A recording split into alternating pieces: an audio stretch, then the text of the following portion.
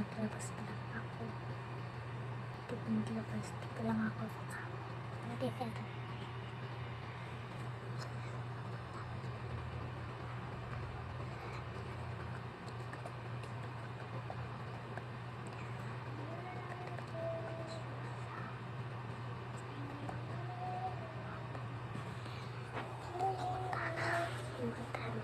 At tayo mag-stick. Dito ako tatutulog sa bahay.